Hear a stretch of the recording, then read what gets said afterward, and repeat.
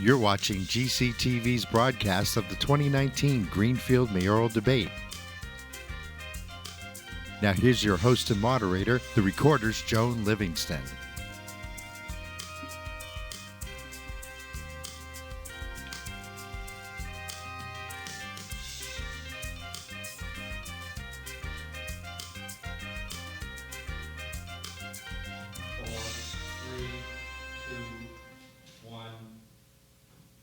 Good evening and welcome to the Greenfield Mayoral Forum. I'm Joan Livingston, editor of the Greenfield Recorder.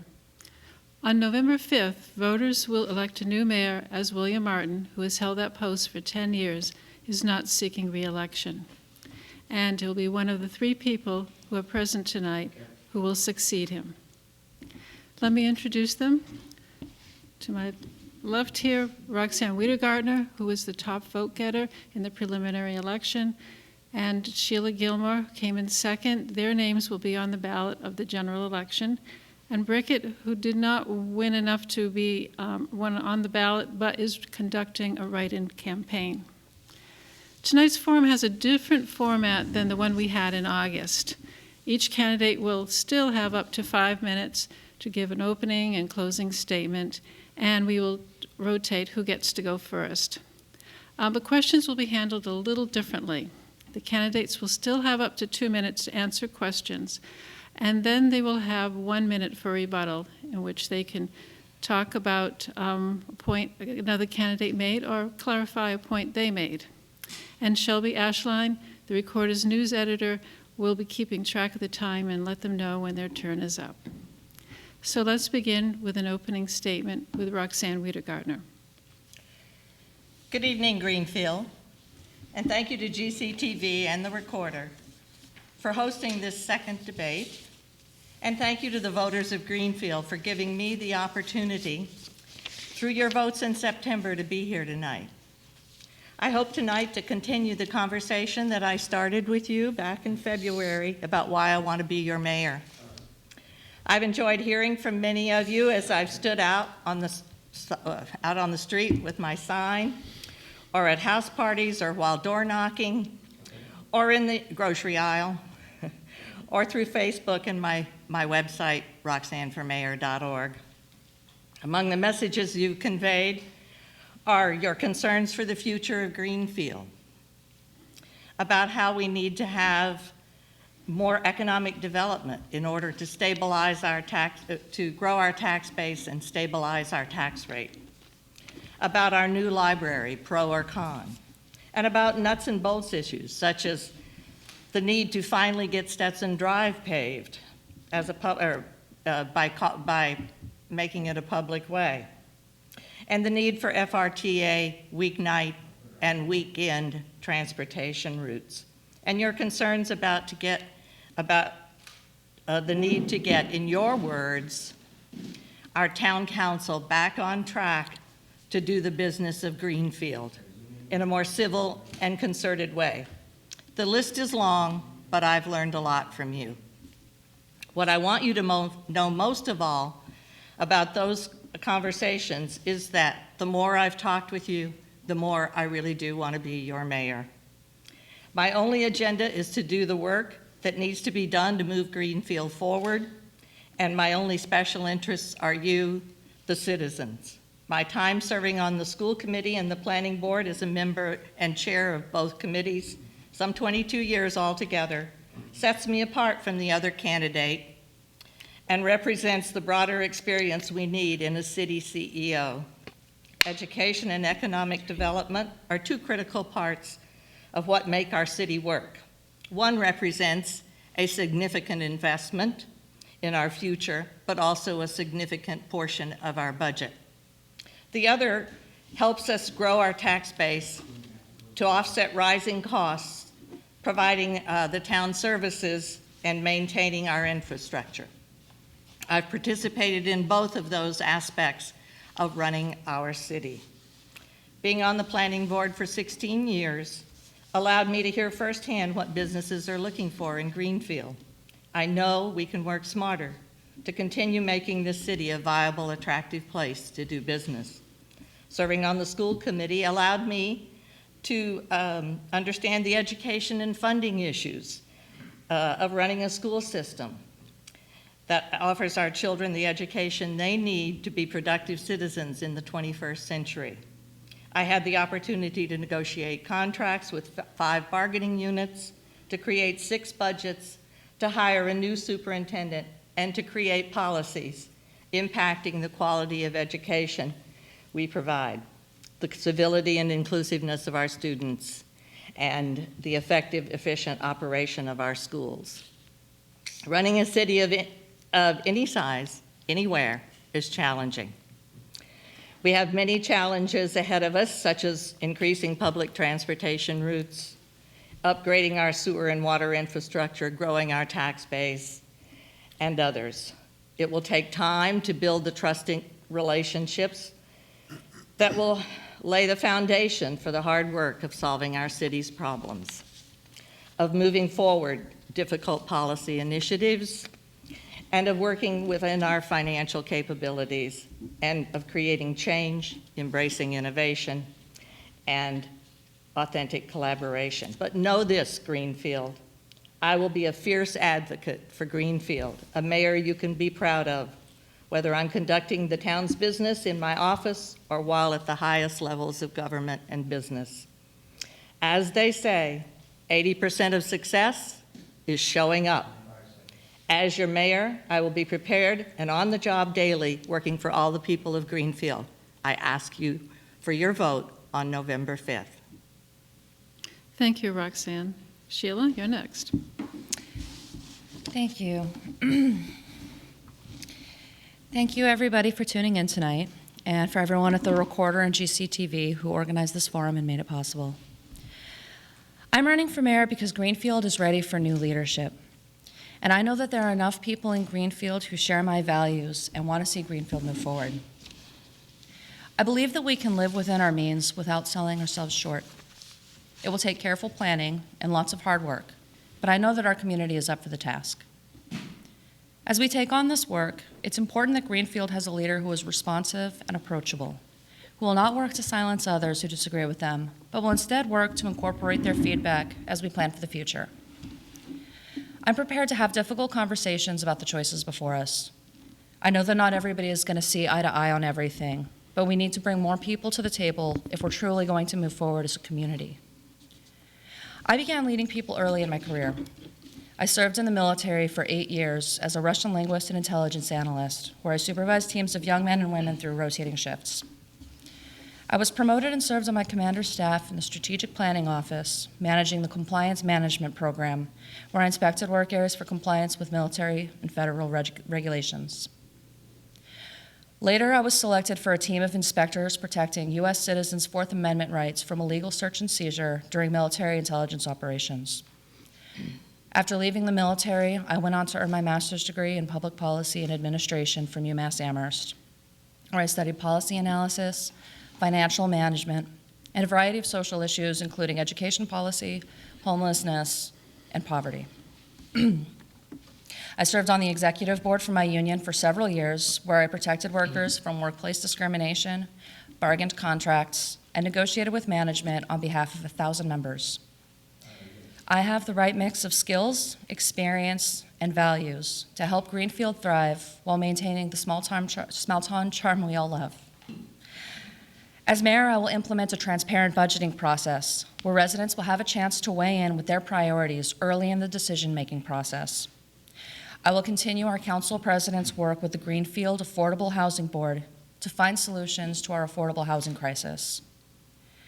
I will champion sustainable, beneficial economic growth by offering incentives to homegrown businesses who are committed to remaining in our community. Our economic development plans need to focus on resilient business models that are not subject to the pressures of e-commerce and globalization. Businesses that offer the experiences, services, and jobs that we need in our community, including high-tech entrepreneurs, skilled manufacturing, green businesses, the creative economy, recreation, and tourism. I will work with the department heads and town employees to address issues in their workplaces that prevent us from retaining talented professionals so our employees can continue to serve Greenfield and provide our residents with top quality services.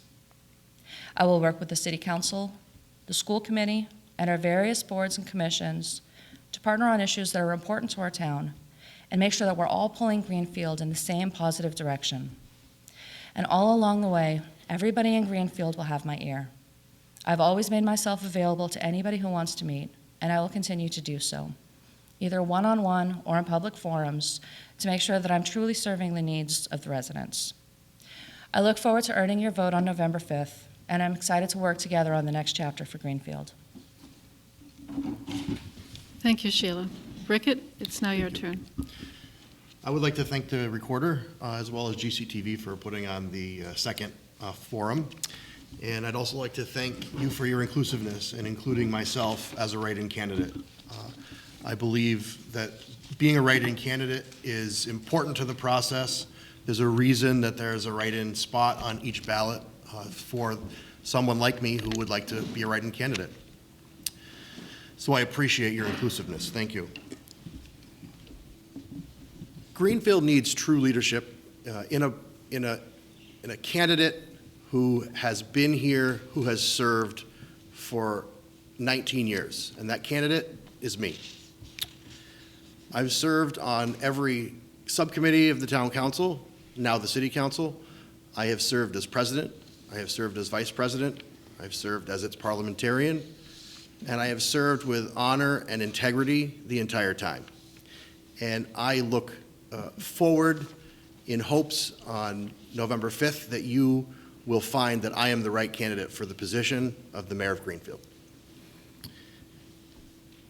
Greenfield is very diverse, not only in culture, but in its economics.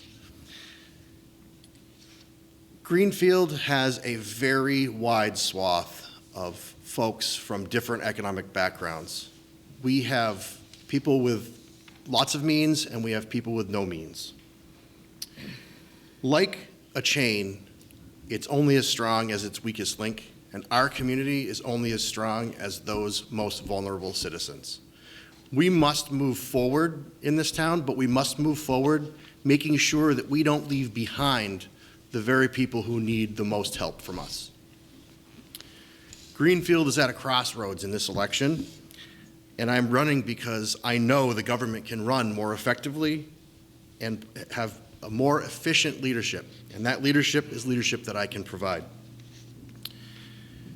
We must stabilize our long-term financial picture before we can think about doing any of the other things that we have in Greenfield that are not required to provide the level of service that our residents require.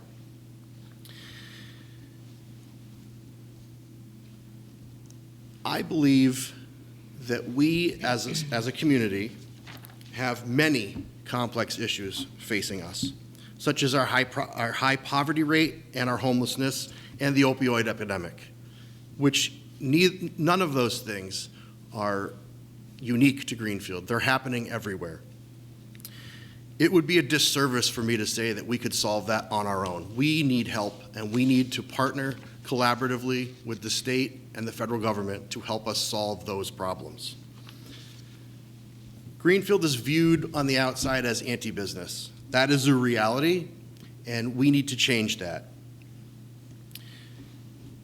That view makes it difficult to attract businesses. However, we can turn that around and we can attract the businesses that we need if we have the right person at the top with the right people below them to do that. Before we can address any one of those issues, however, we have to address the issue of affordability of living here. Greenfield is a wonderful community. After all, we all live here, so we know that it's a great community. I look at numbers when I look at how we're doing. I look at the numbers and I look at the metrics. Greenfield is very near the bottom of equalized valuation. And equalized valuation is the metric that the state uses to determine how much you can pay for as a city. We rank 319 out of 351 communities. Our tax bills are 230 out of 351. There is a very large gap between what we can afford and what we are charging our taxpayers. I believe we need to close that gap, and we need to close that gap by prioritizing what we really absolutely need. And then once we're able to get what we want, we can get what we want. I hope that you will vote by write-in for me on the November 5th ballot, and I hope that I can lead Greenfield into the future by providing what we need versus that which we just want. Thank you very much. Thank you. Now we will start with questions. Question 1. If the library is voted down and a class action lawsuit follows because it is not up to ADA standards, as mayor, how would you approach this situation? Now that'll be Sheila, Brickett, then Roxann, okay? Do you want me to repeat it again? I'm all set, thank you. Okay, you're welcome.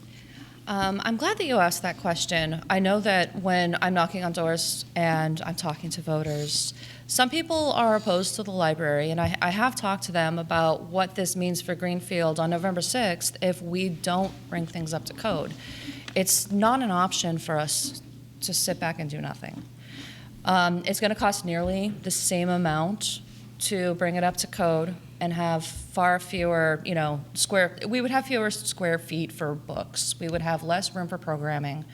We're not going to have as good of a library. So if we're paying a similar cost, it seems to me that the answer should be very easy and we should just vote yes for the library. People who don't necessarily look at the numbers or maybe they just don't trust those numbers, I don't think that they've thought through what happens if somebody gets hurt in December and then they sue the town. And at that point, that's going to be very expensive. It's something that taxpayers are going to have to pay for. And I think that as mayor, I wouldn't fight it because I know that it's wrong. I would try to settle it as quickly as possible and hopefully for as little as possible. But I think that it's irresponsible to be thinking about that. I think we need to go with Plan A, and I think we need to vote for this library. Thank you. Brickett? Thank you for the question. The current library is grandfathered in its current setting. So the fact that we would have the conversation about what if we have a class action lawsuit, we could think about that. Yes, absolutely. But for library functions, the library is in fact grandfathered. It's allowed to be used the way that it is. The only thing that triggers that is to do certain other upgrades, and if you trigger the thresholds. My problem with the plan as provided is that there are no numbers that make any sense. There are numbers from people who have financial interest in not redoing and not refurbishing the library, and I can't sit here and tell you whether refurbishing it or not, which way is the way to go. But what I can tell you is that if there is a conflict of interest in the person who is submitting the numbers, that's a problem. So, in my opinion, what we need to be doing is looking at the real numbers as to what is really going to happen and how we can move forward with that. Whether it's a new library or not, we have not done our due diligence to figure out the other options.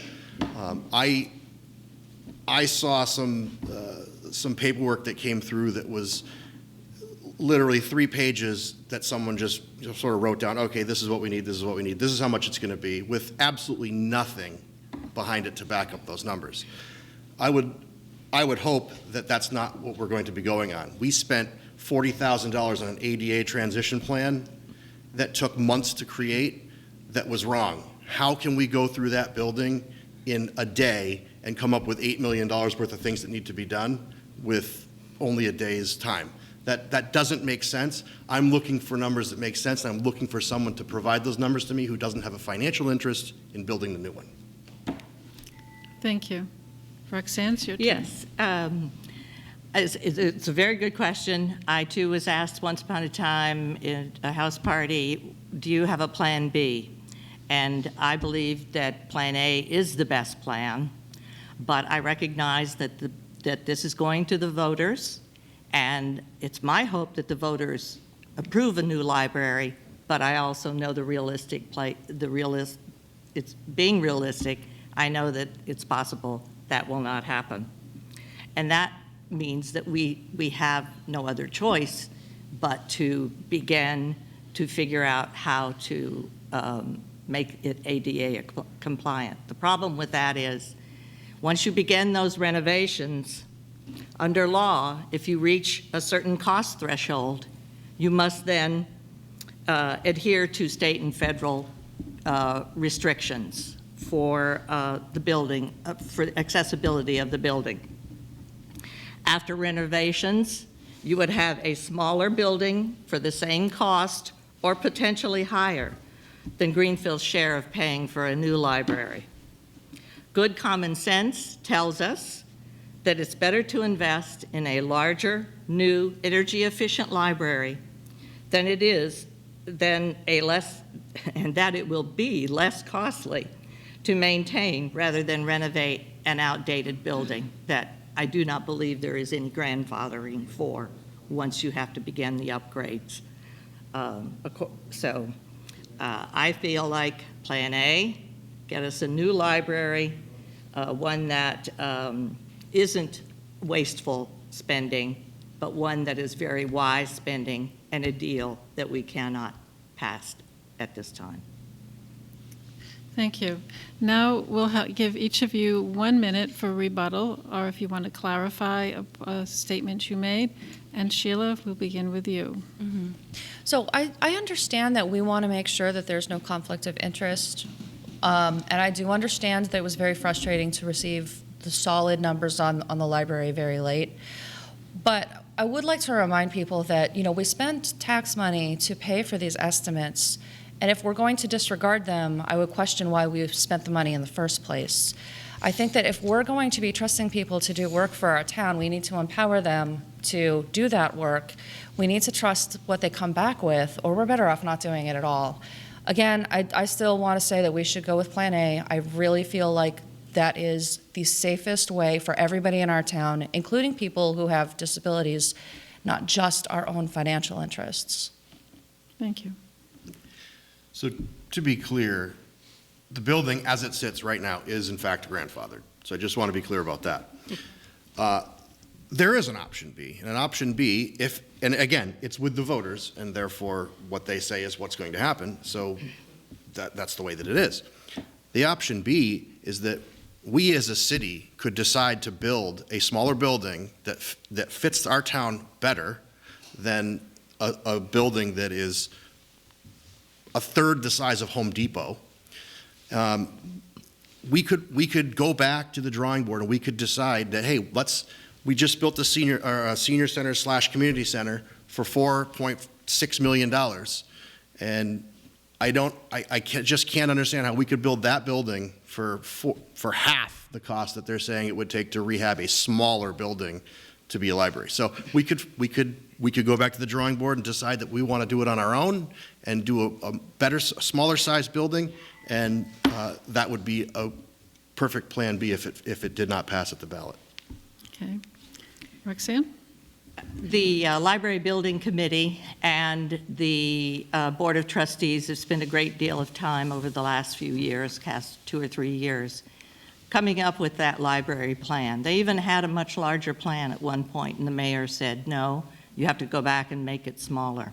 So they went back and they made it smaller. In order to do a project like that, you have to hire a project manager, someone who's well-versed in doing projects like that. That is the person whose numbers I would trust. That is the person who gave us those numbers for renovation. So I do believe that Plan A is still the right way to go, and I feel that we have to trust the experts that we know whether they have a financial interest because they were hired by us. We hire a lot of experts to do work. That's why we hire them. They deserve the money that they get. So the financial interest piece is a non-starter. Okay. Question 2. The biggest issue facing Greenfield Public Schools is money, to be honest. What can the city do to fix this? And Brickett, you will be the first to answer. Thank you for that question. Well, as as I'm sure everybody knows, in the last budget, the last two budgets, in fact, I was on the side of producing or finding more funds for the schools to be able to operate effectively and efficiently.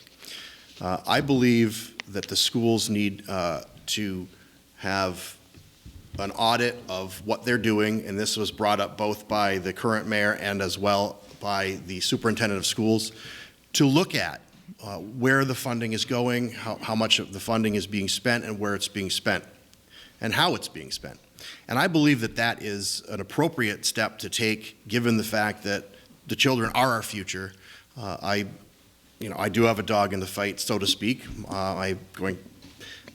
Before I would be out of office, my daughter would be entering the public schools.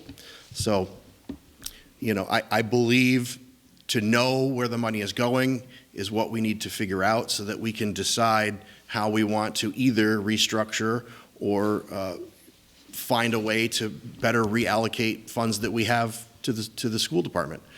So there's not going to be any easy answer, and frankly, what we've done on the council has been just to try to help and to keep moving forward so that we don't have a situation like we had many years ago when I was also on the council, where there was a mass exodus of school choice out, and we don't want to get into that situation again. So I've been committed to trying to make sure that the schools have what they need, and that we make sure that we watch how much we're giving them to make sure that they're getting what they need within our means. So that's where I stand and have stood for the past many years.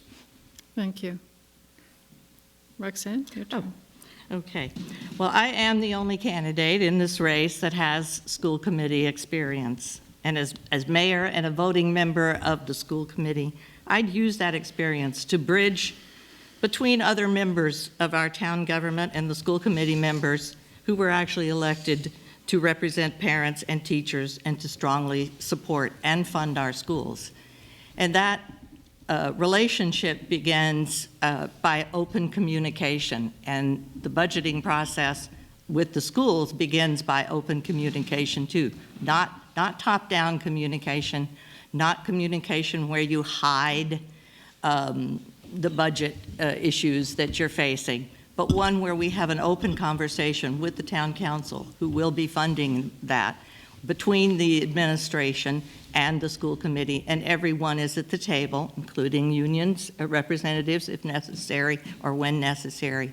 Everyone is at the table working to an end, which is to adequately fund our school education so that we can create schools and students who can be productive citizens in the 21st century. Education is the DNA of our economic vitality.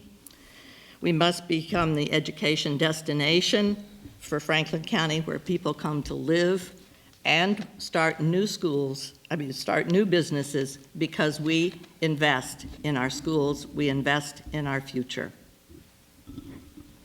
Thank you. Sheila? So,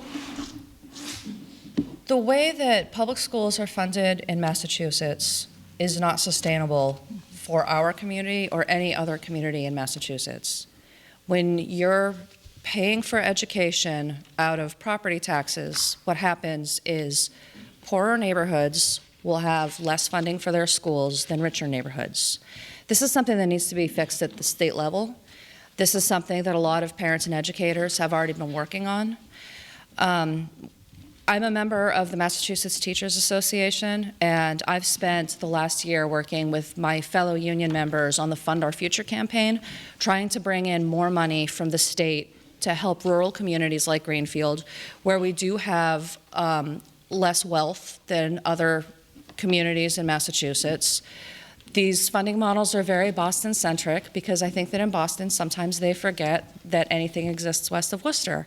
So we have to, make a little bit of noise. We don't have to be rude, but we have to let them know that we're here, and we have to let them know that this isn't working for our students, and they need to help us do this, because we can't just keep taxing our Greenfield residents we're never going to be able to pay for it, and there's going to be a fiscal cliff. There are going to be consequences if we can't get this money. Thank you. Now we have 1 minute rebuttal. Brickett? Thank you. Just some numbers. The total education expenses in Greenfield are, in this current fiscal year, are approximately $32 million out of a $51 million budget. We spend a lot of our money, better than half, on the schools. So while things may be unsustainable and the funding mechanism should change or needs to change, this is the funding mechanism that we have, and we do a pretty darn good job at funding our schools. So I would hate people to be watching this and think that we don't fund our schools as adequately as we possibly can. The council made sure that they were as adequately funded as we could fund them at our last annual budget meeting. So just those are the numbers. Better than half, about $32 million out of $51 million budget to the schools. So thank you. Roxann? What we never want to do is set up a situation where it's an us and them, a town side and a school side. We're all in this together. So we never want to have a situation where we have to slash highway DPW budgets or the budgets of other essential services in order to fund our schools.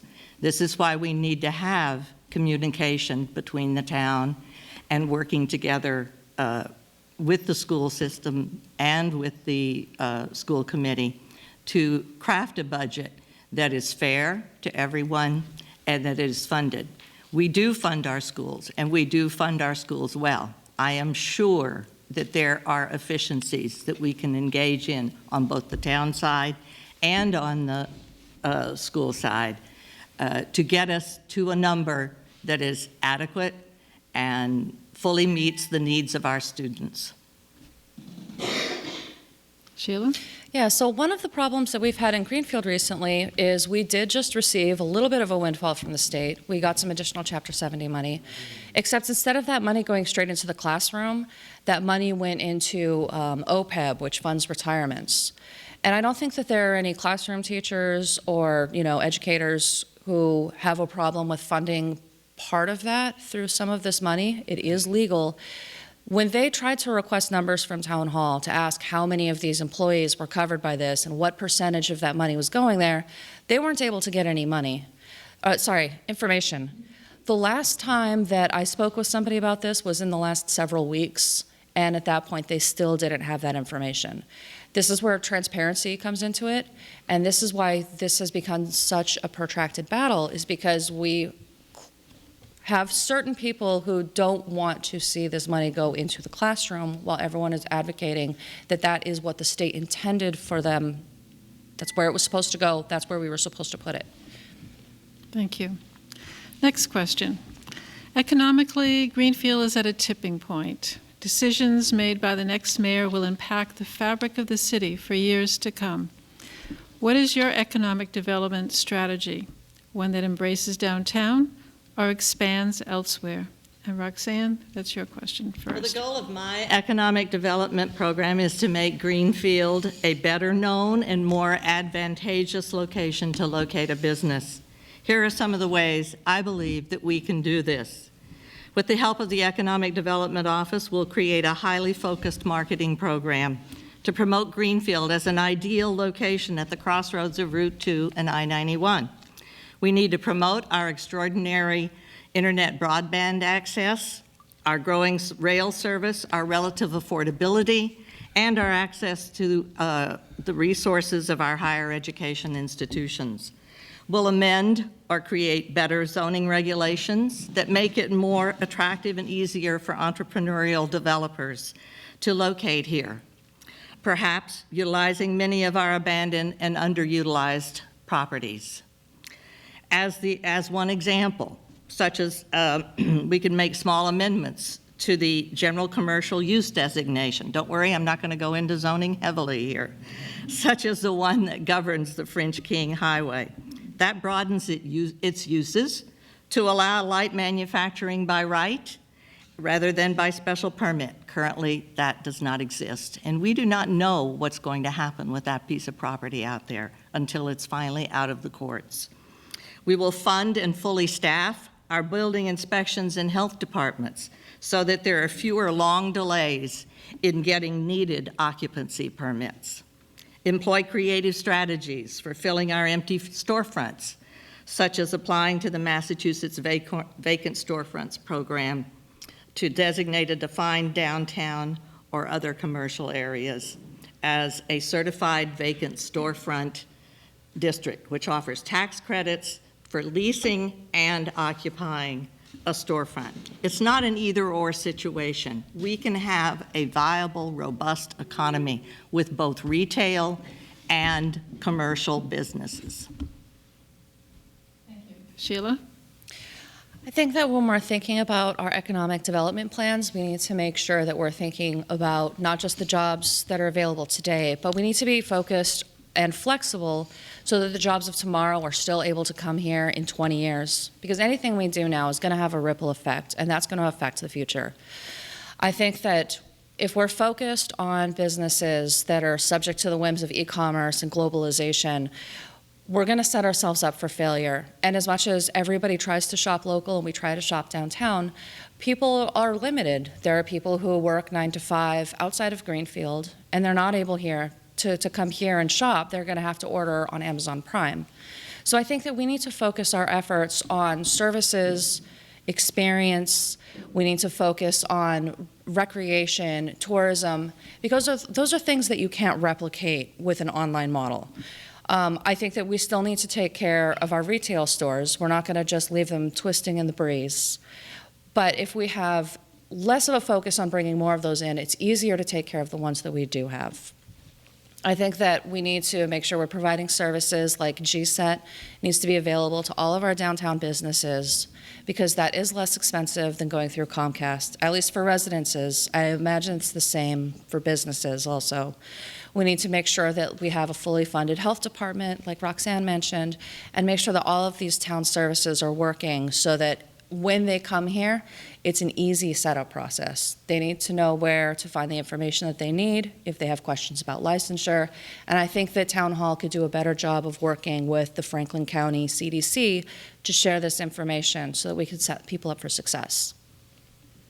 Thank you. Brickett? So I believe we need to start at the foundation level, and that is we need to be able to have the people to work in the jobs that we really want to have here. I've spoken with some owners of some of the precision manufacturing businesses who say, I have plenty of jobs. I can't find the people around here to work there because they don't have the skills coming out of the programs that they're in. So one of my ideas is that we have it at the Tech, but we also have it in Greenfield of a program that trains our kids that aren't going to go directly to college, who aren't going to go to a 4-year or 2-year school, or even some of the ones that are, so they can work that job to do that, to get them training on those specific jobs that we do have here so that they can stay here. And those jobs aren't subject to a $15 minimum wage. They pay more than that to start. The owners of those companies tell me, we don't care about $15 minimum wage because we don't have anyone that makes that little. So those are good jobs. Those are jobs that we need, and we need to be able to be producing the people here to be able to work in those jobs, because that's what they can't find, is the people to work in those jobs here in our community. We also need to attract more of them here. However, the more available labor that we have, the more people will be here, because I'm sure this isn't just a Greenfield problem where they can't find labor for those specific jobs. Retail comes and retail goes. That's the nature of retail. But you need retail in any city and any town, because the residents need to be able to shop. The residents need some place to get their daily needs. So I think it's a combination of both, and on my website it's all laid out as to the economic plans that I see a vision for Greenfield. Thank you. Now we'll have a 1-minute rebuttal, and that'll be with you. Start that off, Roxann. Oh, okay.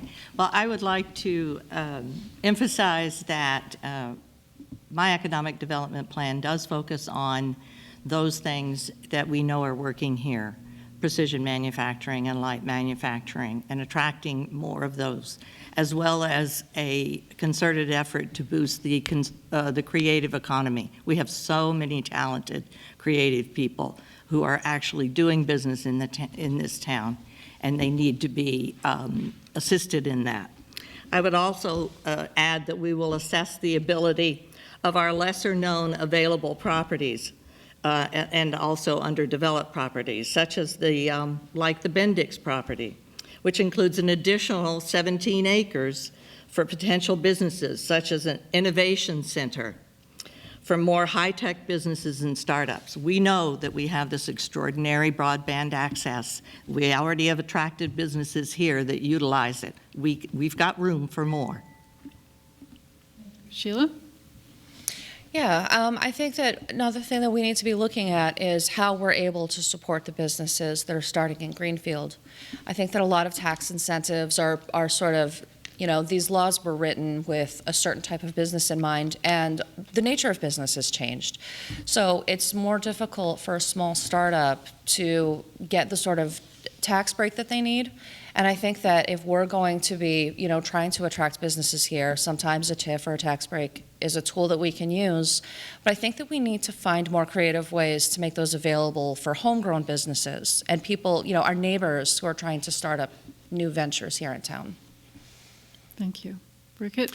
So yeah, just a quick shout out to the health department, which is functioning very well now that we have had a complete turnover in that department. They are out doing the job that they're here to do and what they're meant to do. And I've heard nothing other than compliments about the job that they're doing. So just a quick shout out on that. I believe that all of these big ideas are great, but we need to focus on our fundamentals, and we need to focus on the fact that the reason that a lot of the buildings are vacant and underutilized is because the city adopted what's called the stretch code, which makes it very, very expensive to remodel and rehab certain buildings in certain places. Also, multifamily home units. But that's something that, unfortunately, we're going to have to look at as to whether that is something we need to remain involved in. Okay. Next question.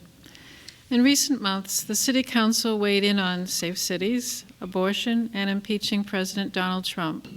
What place does national politics have in city government? And Sheila, you'll be the first to answer.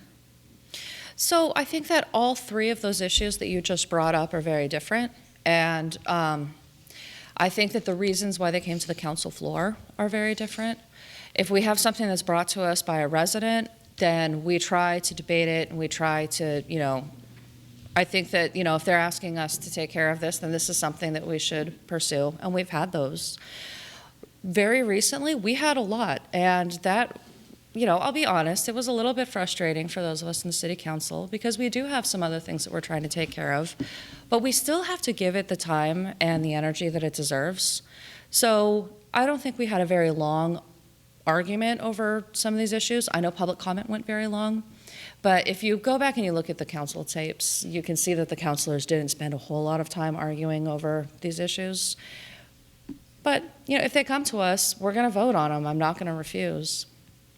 Okay. Brickett?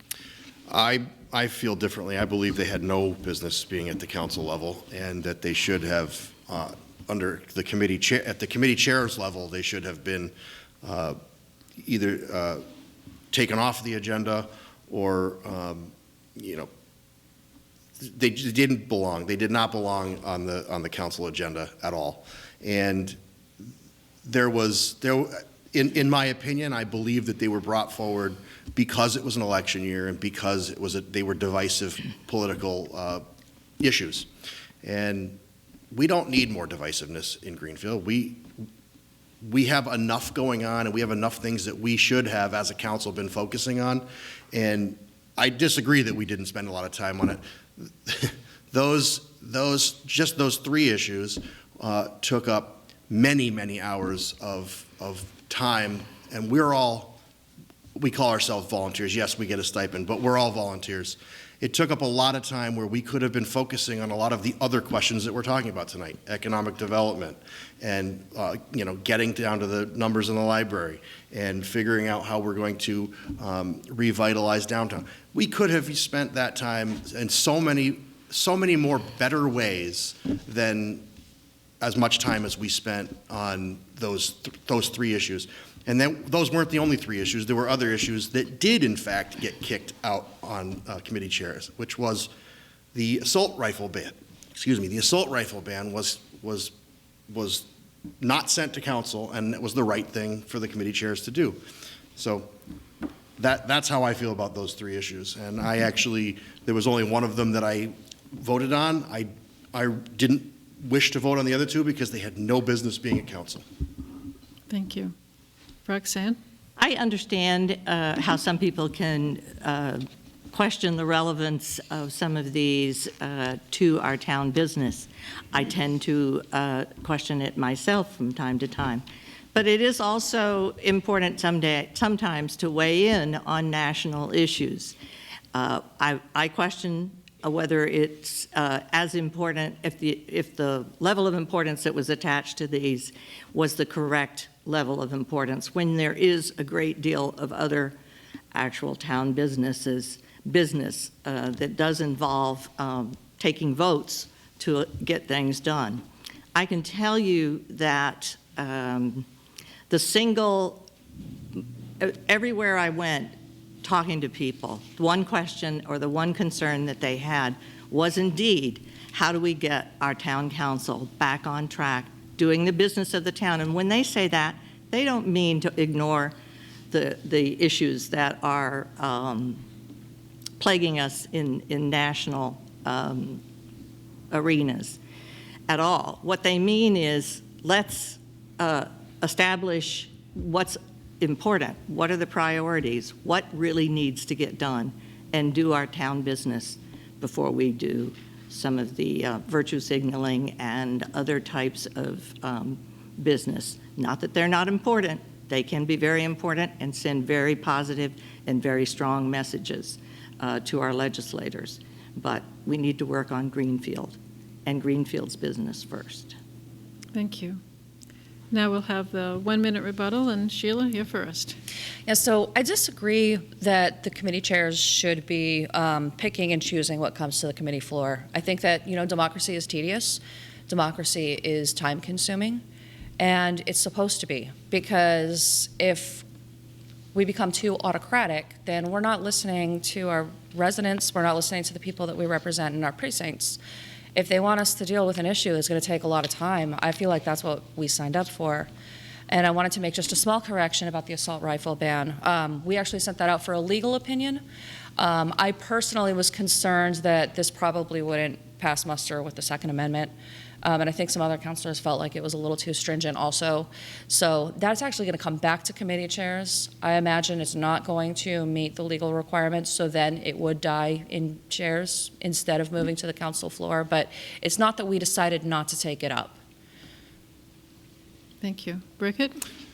I just want to say that the purpose of committee chairs is to filter through the things that come to the council. And there's a very good reason for that, because sometimes you get so many things that it is a situation where you have more things that need to be done more than others. So it is a way to filter it. It doesn't mean that those issues couldn't have made it anyway. It just means that those issues would have had to have been brought up at a meeting by a councilor versus being on the agenda, at which point they go through the process the same as they do if it goes through committee chairs. However, the reason that committee chairs exist is to vet the issues that come to the council through the clerk's office, via the clerk's office to the president. Thank you. Thank you. Roxann? Every one of those meetings that dealt with the issues that you brought up in your question had a quorum. Yet when it came time to reconcile accounts and set the tax rate, the town council could not get a quorum. I don't know why that was. There were a lot of excuses thrown out there, but excuses don't get the work done. It's very, very important that our town council focus on the issues relevant to Greenfield, particularly those that hit our pockets. Thank you. Our next question. When is it appropriate for a mayor to veto an ordinance passed by city council? And Brickett, you'll be the first to answer. Well,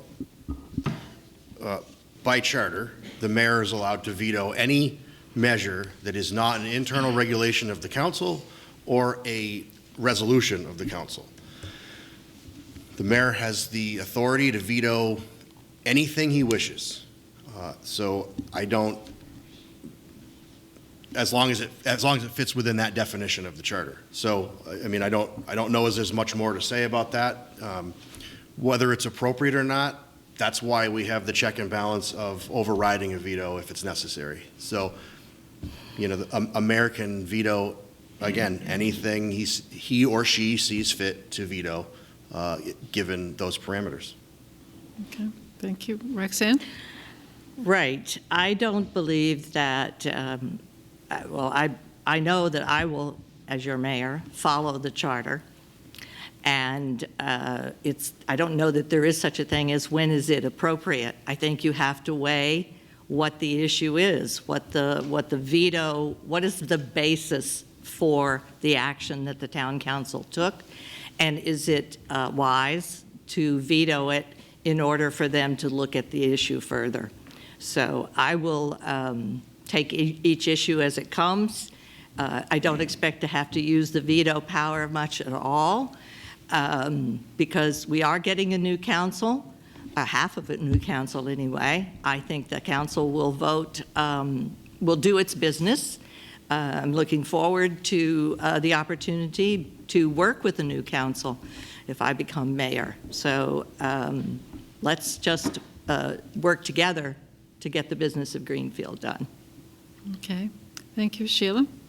Yeah, so I agree that this would be something that you have to approach on a case-by-case basis.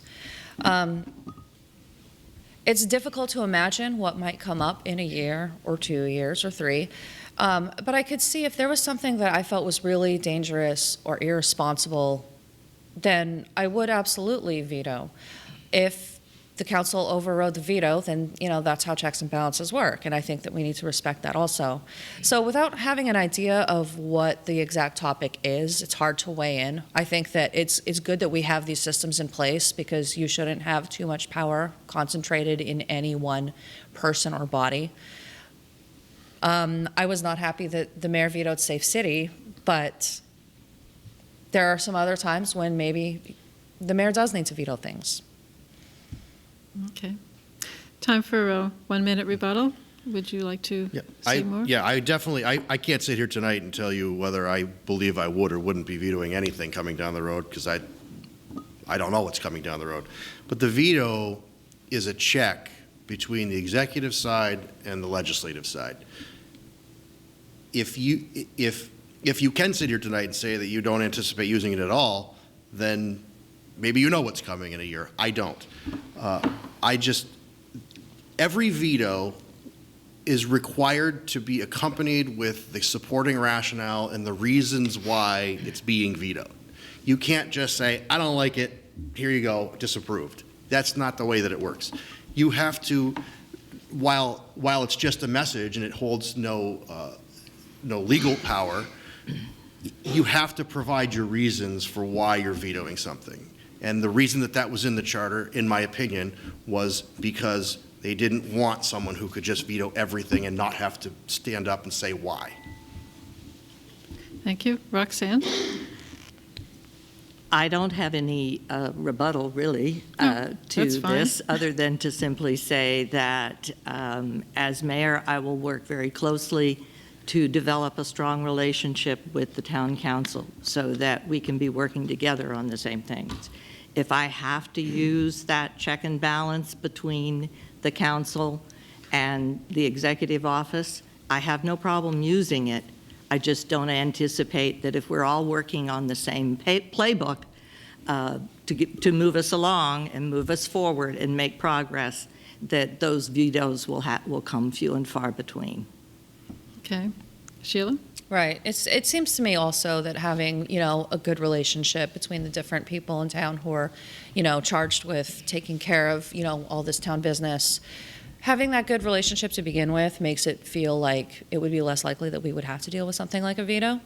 But it's good to have some sort of fail-safe just in case, because you never know what could happen. Okay. Next question. Many residents say the city council should be consolidated and districts redrawn. What is your opinion?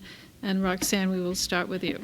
Well, I don't know what the consolidated picture looks like, so I don't know how to respond. What I can tell you is that when I first went into office on the school committee, we had a 27-member town council. That was pretty scary. We had a city manager, and we had a board of selectmen. So the school committee had to deal with all of them at various times. So I believe we have consolidated. I believe that the current makeup of the council, the way that it is structured, works very well. I've heard put out there that it's possible that somebody would bring forward an idea to have 9 counselors at large.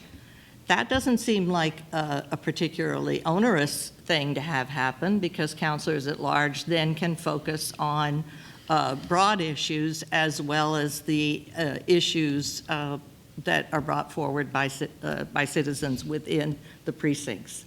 So, but I don't know. I'd have to think about that a little more. In terms of redrawing districts, again, without any specifics, I don't feel like I can comment on that.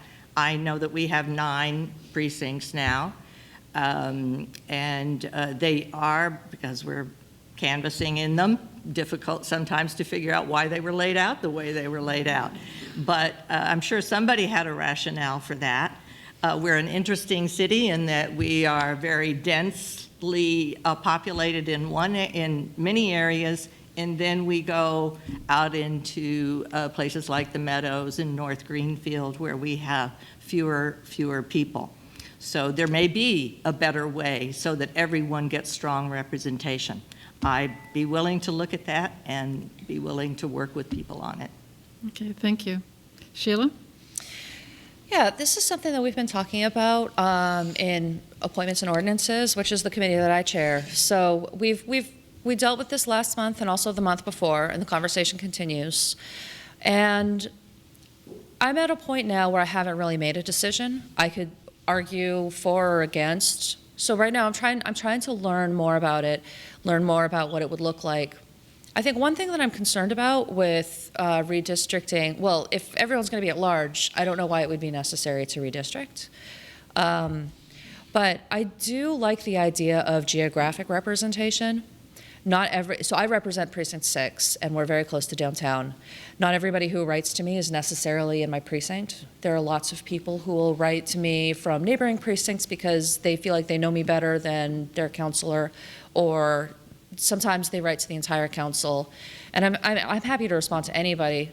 But I think that people who live in my neighborhood expect me to understand some of the issues that they face because I'm driving on the same streets that they are every day, and maybe I spend less time in other parts of town where I'm not going down this road every single day, and I don't know about the state of the potholes. So the idea of having people at large, I think, probably we would lose a little bit of value by having everyone at large. But again, it's something that I'm open to because I think that there might be some other benefits that I haven't had a chance to think about yet. Thank you. Brickett? Yeah, so this issue, I believe, is born from frustration of a lot of the residents who feel like the council is not doing their work. So it's their idea of how we could make it more effective and efficient. I have not heard a lot of people say it to me, but the people who have, that's been their motivation. In 2020, there will be a charter review committee that is, by charter, required to happen. And that committee will meet. I chaired the last one in 2010. In that committee, we talk about everything within the charter and what in the last 10 years do we believe should be tweaked, fixed, changed, etc. So that whether me as your new mayor thinks one way or another, it's really not up to me other than to be part of the solution within the realm of the charter establishing the committee to look at it. And we are such a small community. We call ourselves a city, but we're still a town at heart.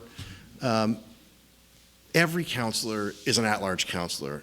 None of us only hear from our precinct residents. We hear from everybody. And I believe that we all don't mind hearing from everybody. I certainly don't. So whether you have 13 or 9 or whatever you have, I was on the 27-member council, and it was onerous at times, but it was what we had at the time, and it worked until it didn't. And maybe this has worked until it doesn't. I don't know, but I think that the Charter Review Committee will have that as one of the things that they'll look at when they form in the upcoming year. Thank you. 1 minute rebuttal, and Roxann? I had no rebuttal. I Okay. think we've all said our piece on that. Sheila? Yeah, I'm happy to move on. Brickett? I think we all three agree. Okay, wow. All right.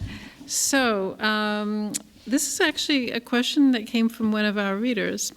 And we certainly received months ago, a number of letters on this, and that would be, how should the John Zahn Community Center be run? And Sheila, you'll be the first to answer. Sure.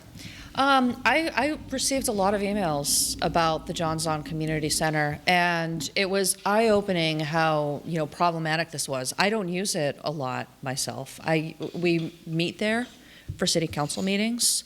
I once tried to book that for a forum, and I wasn't able to because it wasn't a city-specific event.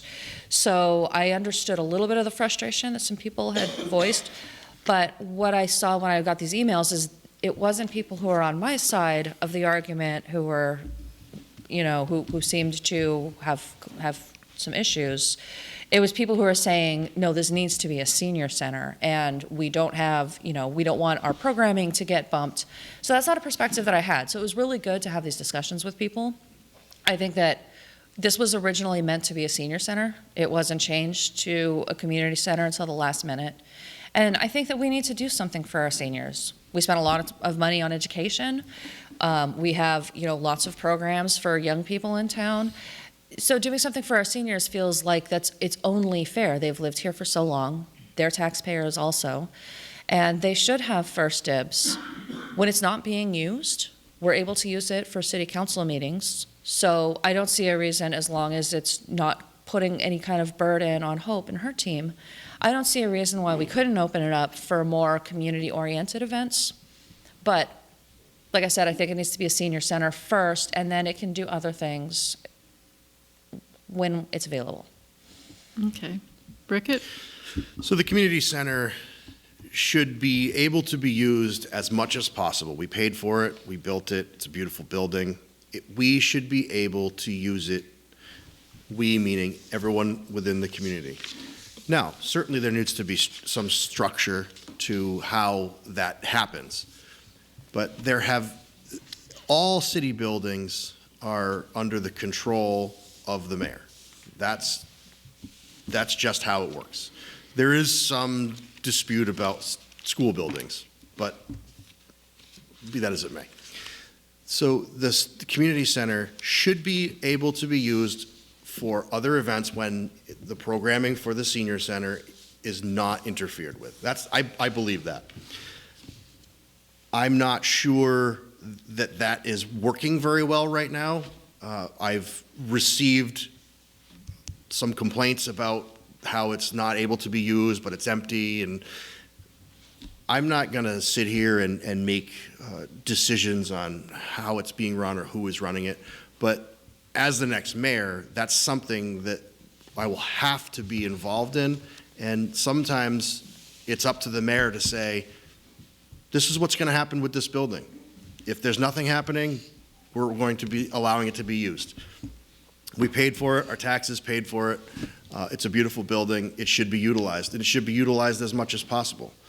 Which leads me to the next point. It seems, I've been on the council for many building projects, and every single one was, oh, there's gonna be more community space. And then this same issue comes up with each one. Whoever is in charge of the building wants to maintain some sort of control, and it's hard to be able to use the building. So that's what I have to say. Okay. Roxann? Well, there is a history here, and most of us, I think, know this history, who've been in Greenfield for a while.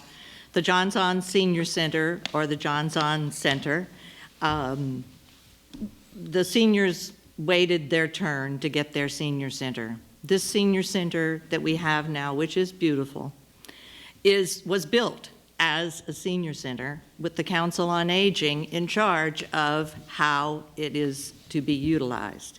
And the understanding was that it would be utilized as a senior center from 9 a.m. to 4 p.m. And that is exactly what they're doing. They are fulfilling their charter to do that. It was changed, the name was changed to a Johns On Community Center, but there was no provisions put in there by the people who changed the name, which was the town council, for how we would handle the hours that it was available other than that. And I don't think the mayor actually thought about it either. So we have the problem that we have. I recently spoke with Hope on this issue in particular because I've been hearing about it as well. And she said that they have gotten to the point now where they believe they are ready to use it more equitably as a community center in off hours if we can figure out a way to get it scheduled. And it may take an extra person, a part-time person who acts as a scheduler. They are very busy at this senior center, and they're about to get busier because I believe their kitchen is finally going to get to be utilized.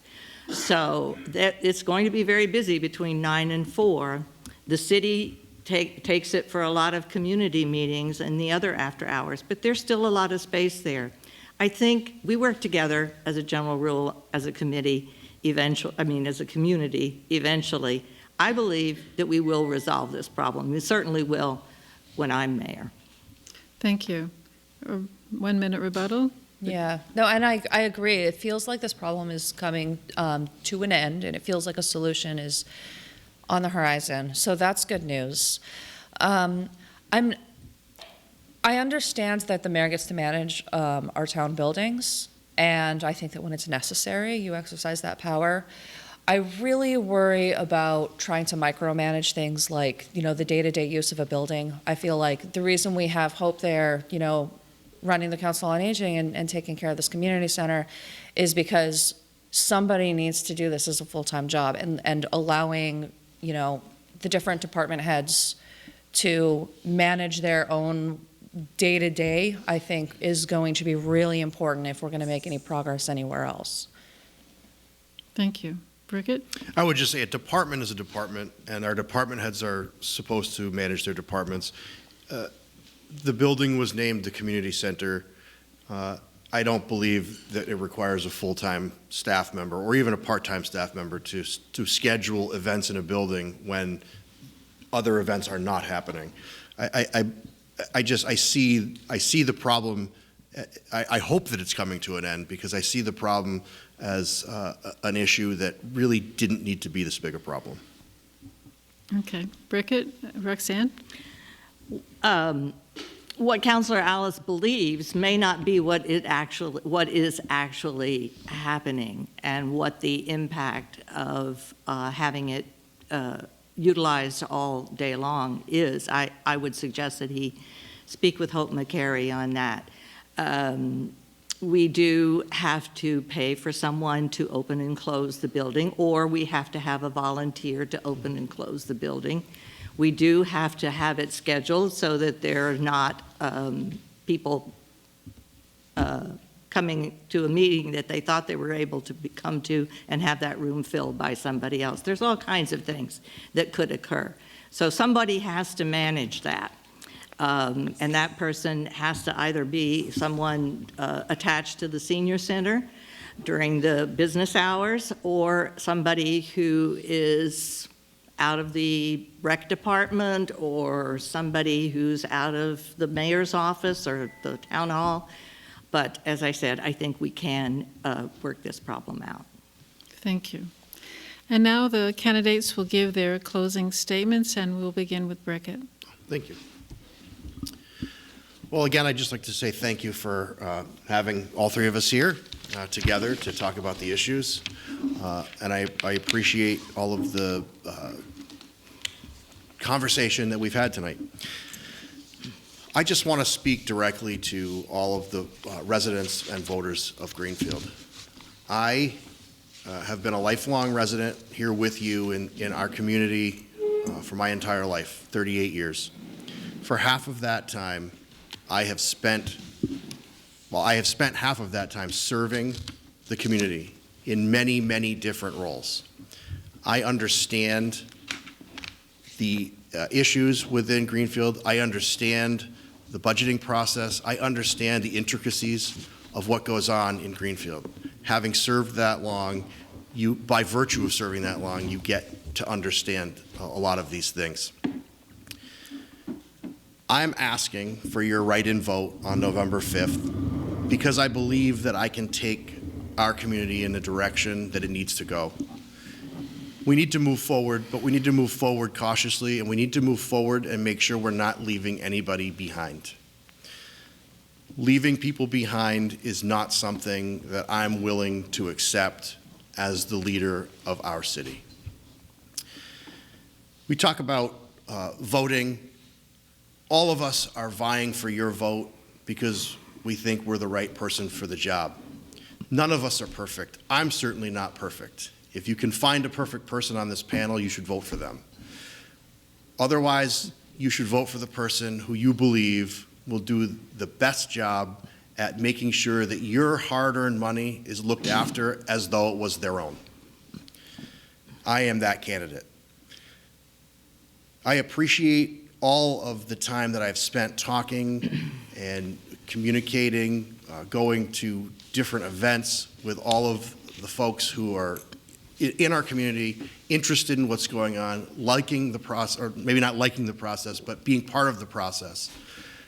That is what community is about. The people in our community is what makes this a community. It's not the buildings. It's not the politics.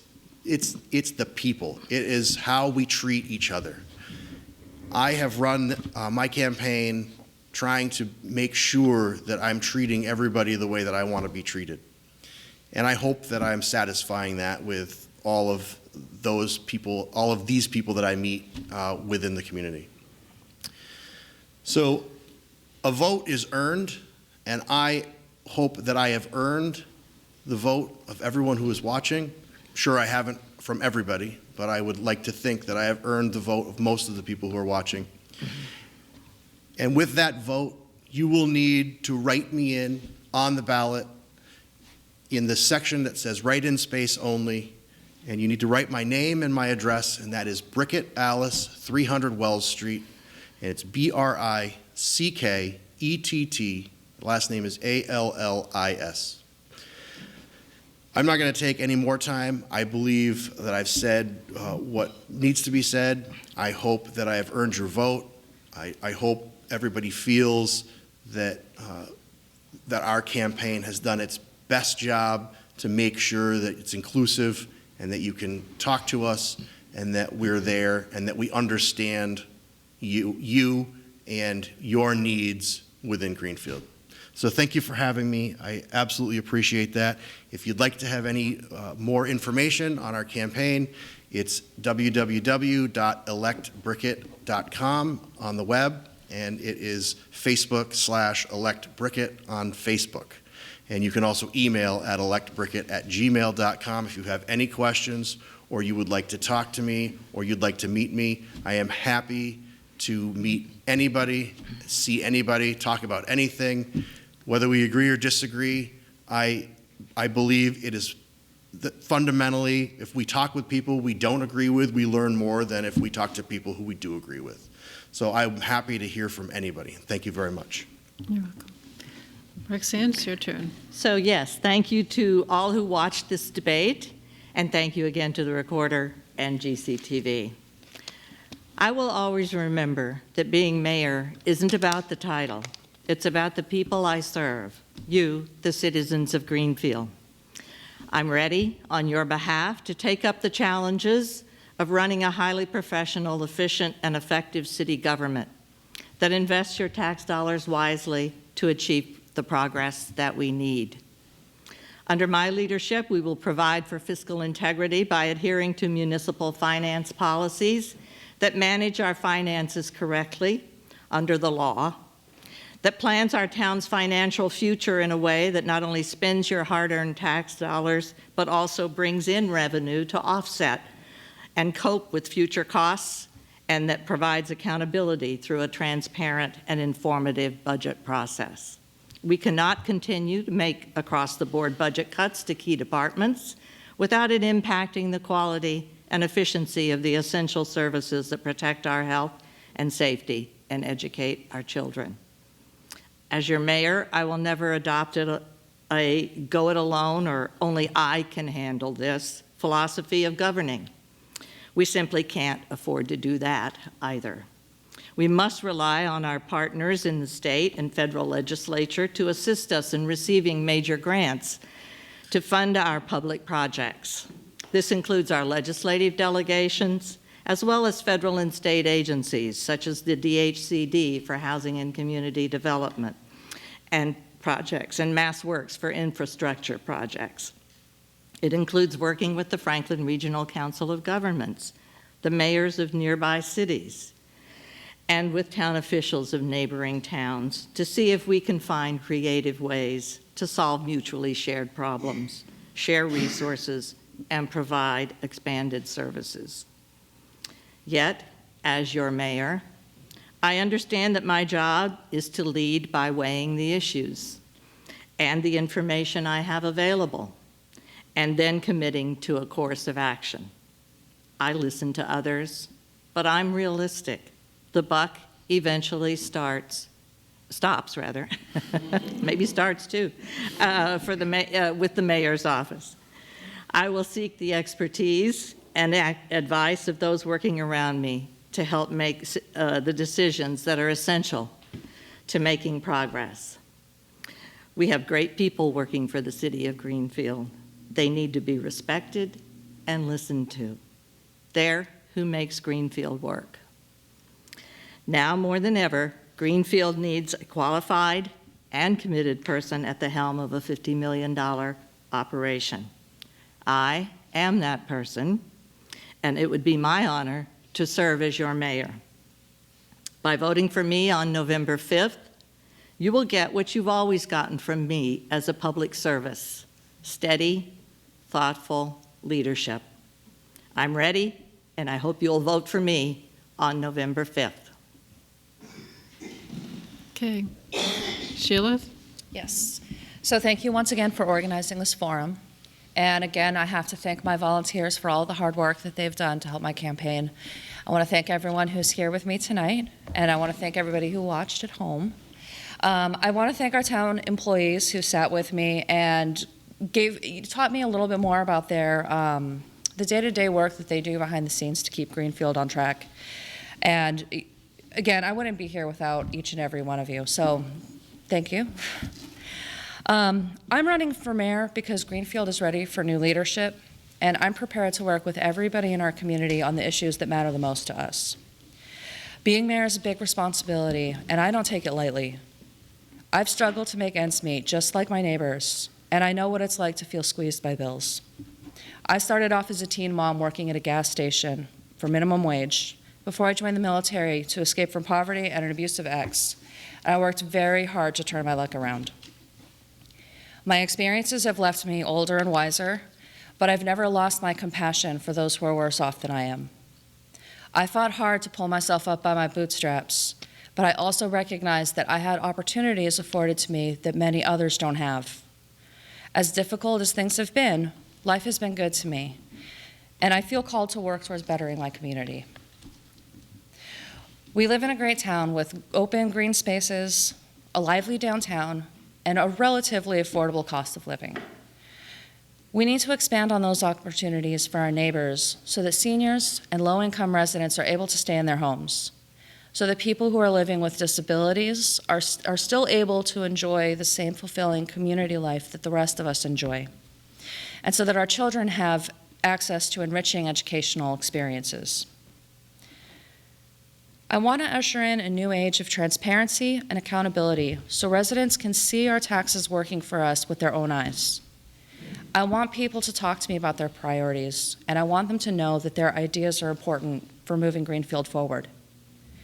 I want to make Greenfield a great place to work so that our town employees can continue to serve our residents with the enthusiasm and professionalism that we all expect.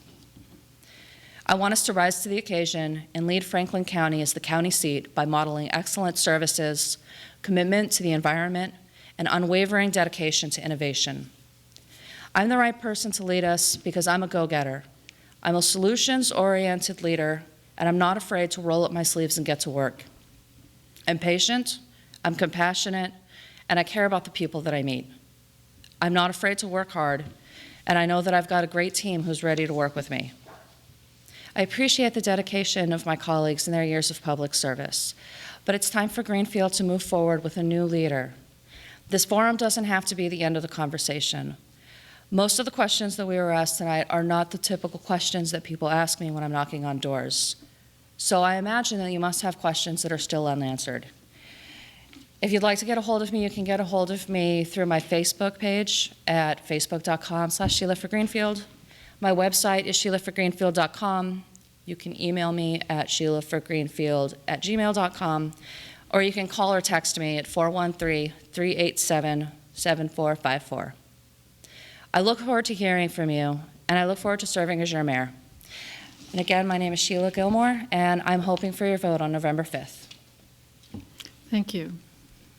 Well, that concludes tonight's forum. We certainly couldn't ask questions about every issue, but the Recorder staff will have another opportunity when we bring in the candidates individually for profile and also for our endorsement process.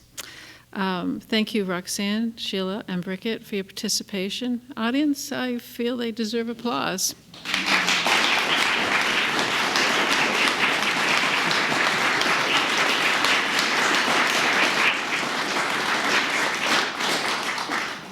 Thank you to GCTV for airing this forum live, and the station will be also rebroadcasting it over the next few weeks in anticipation of the election, and making it available on its website, gctv.org.